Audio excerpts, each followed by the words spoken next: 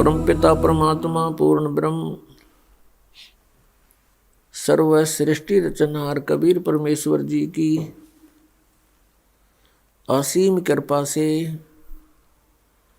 आप जी सत्संग सुनने के लिए उपस्थित हुए। मानुष जन्म दुर्लभ है, मिले न बारंबार। तरवर से पत्ता टूट गिरे, बहोर नहीं लगता डार। बहुत ही मुश्किल से यानी सुदुर्लभ है ये मानुष जन्म, और मानुष जन्म प्राप्त करके संत का मिलना अति दुर्लभ है। मनुष्य जन्म ही बड़ी मुश्किल से प्राप्त होता है जीव को, उससे भी दुर्लभ है संत की प्राप्ति। पुण्यात्माओं, आपकी किस्मत का कोई एस्टीमेट नहीं लगाया जा सकता। आप कितने पुण्यकर्मी प्राणी हो, सभी बहन भाई बेटे बुजुर्ग, क्योंकि आपको मानव शरीर मिला, ऐसे समय में मिला जिसमें इसकी अब आवश्यकता पूरी होएगी। मनुष्य जीवन तो पहले भी प्राप्त हुए, असंख्य जन्म हमने व्यर्थ कर दिए, ज्ञान हुआ नहीं। इस परिवार पोषण में, संपत्ति के जोड़न में, बैंक बैलेंस बनाने में इस अनमोल मनुष्य जीवन का नाश कर जाते थे। और इस मनुष्य जीवन का सदुपयोग ना होने से हम फिर कितना कष्ट उठाते थे। 84 लाख योनियों के अंदर हम कष्ट उठाते थे,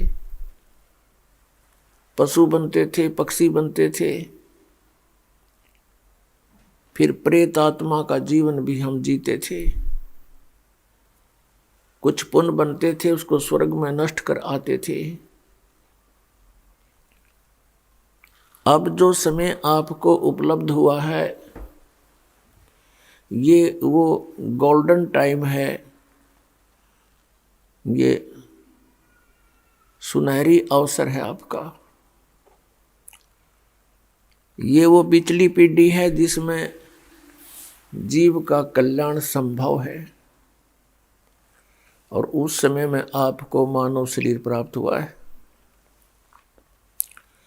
लखबर सूरा जूझ ही, लखबर सावत दे, और लखबर यति जहान में, तब सतगुरु शरणा ले। लाखों वर्ष आप जन्म जन्मांतर में कभी ना कभी बहुत पुण्य आत्मा रहे हो। लखबर सूरा जूझ ही, जैसे सूरवीर होते हैं, वो अन्याय सहन नहीं करते, वो किसी के साथ अन्याय भी नहीं करते, और अन्याय के विरुद्ध संघर्ष करते हुए उनके प्राण भी चले जाएं, उनको कोई समस्या नहीं होती। वो इतनी अच्छी आत्मा होते हैं। और लखबर सावत दे, जैसे किसी व्यक्ति के हाथ घुटनों से नीचे तक लंबे हों, वो बहुत पुण्यकर्मी प्राणी होता है। उसके पिछले संस्कार बहुत अच्छे होते हैं, लेकिन उस सूरवीर को और उस लखवर सावत दे, उसको सावत शरीर बोलते हैं। कोई संत नहीं मिला इनको, तो उनका जीवन भी व्यर्थ हुआ। और लखबर यति जहान में, जैसे एक समय सुखदेव ऋषि के पास राजा जनक ने परीक्षार्थ एक औरत भेज दी, स्त्री भेज दी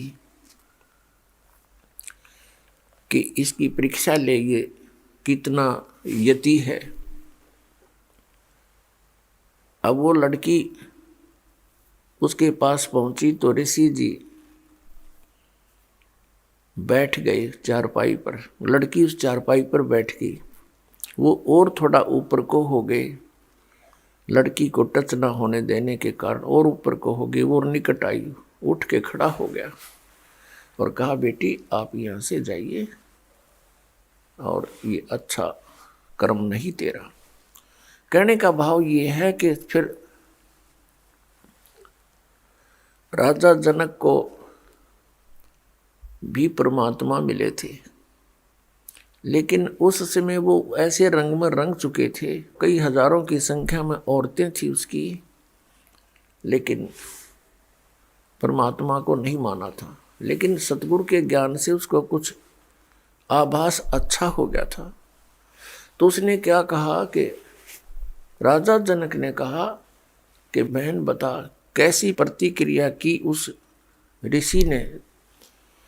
उसने बताया, जी सचमुच ये तो महान आत्मा है और मुझे रस्त भी नहीं होने दिया और खड़े हो गए, सारी क्रिया बता दी।